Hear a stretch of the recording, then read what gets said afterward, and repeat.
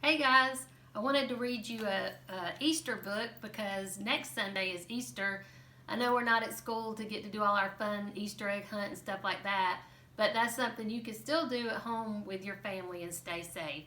Let's see what this book's about. First off, it's called the Easter Ribbit. Why is it called Ribbit instead of Rabbit? We have an imposter here. It's a frog trying to be the Easter bunny. Let's see what he does.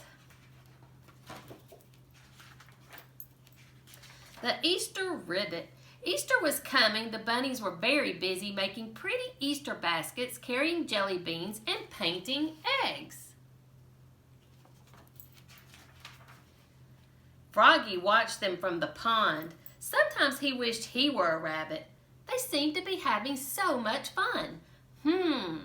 Maybe he could convince Turtle to let him paint her eggs before they hatched. Froggy quickly ran to the beach. Turtle was there covering her eggs with sand. Ribbit, Ribbit, Froggy called to Turtle. It's almost Easter. May I paint your eggs?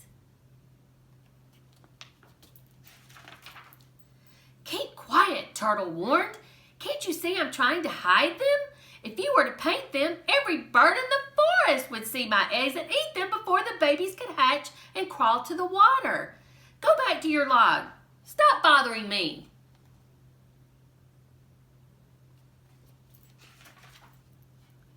Froggy walked sadly to his favorite hollow log near the rabbit tree and crawled inside.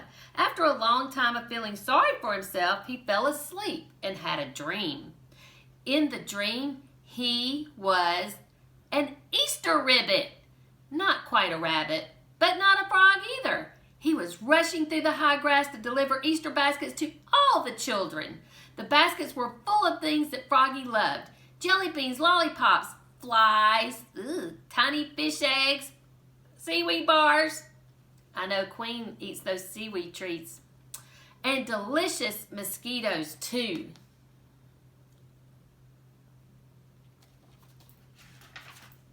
Suddenly, a terrible noise woke Froggy. He opened his eyes and peeked out the log. The chief Easter Bunny had just landed in a helicopter. He was carrying armfuls of lists of all the children who needed Easter presents. Mr. Rabbit and all of her assistants came running out to greet him.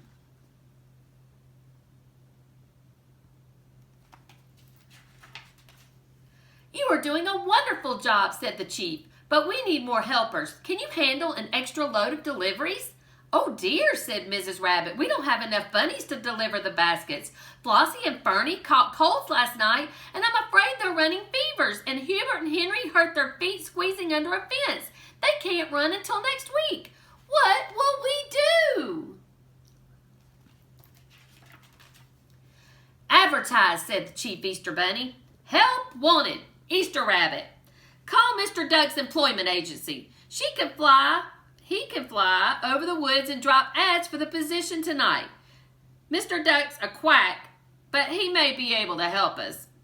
All right, said Mrs. Rabbit. We'll do our best.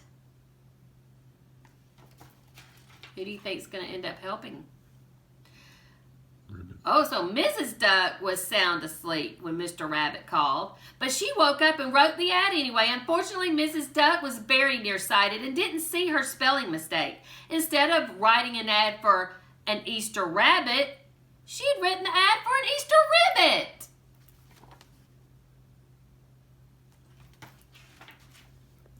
Help wanted, Easter ribbit. One of the ads landed on Froggy's log. Froggy saw it as soon as he woke up the next morning. An Easter ribbit, said Froggy. That's me. It was his dream come true. Quickly, he wrote down Mrs. Duck's address and ran to the employment office. Although she couldn't see well, Mrs. Duck suspected that she was looking at a frog. Nevertheless, Froggy was the only client who had come into her office for a very long time, and there wasn't a rabbit in sight. Mrs. Duck ran to her storage room and cut out a big pair of paper bunny ears. She tried them on Froggy's head. Then Mrs. Duck pasted a big cotton ball on Froggy to make a rabbit's tail. Froggy was divinely happy. He ran to Mrs. Rabbit's tree right away.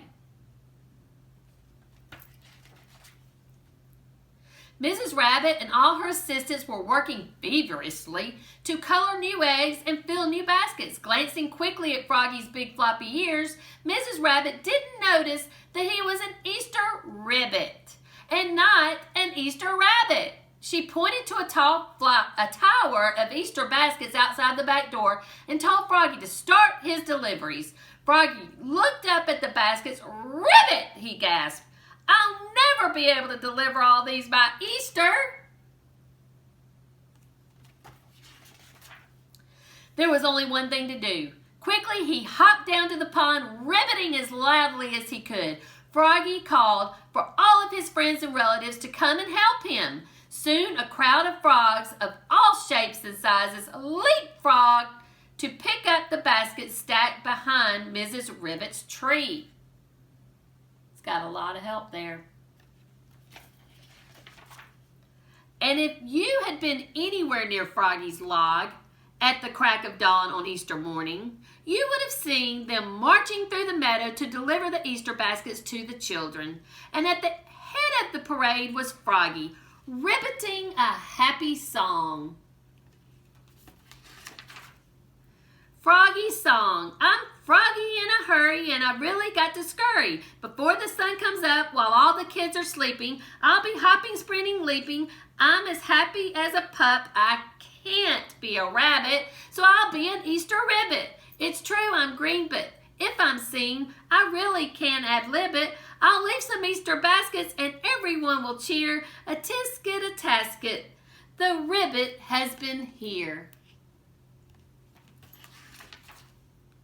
And from that day to this, if you listen carefully, you will always hear the little frogs called peepers singing in the woods in early spring. They are telling the story of Froggy, the Easter Ribbit, and how he became a hero to little frogs everywhere. I hope you like the story, and I pray that you are all safe and you enjoy this week. Bye, guys. Ribbit.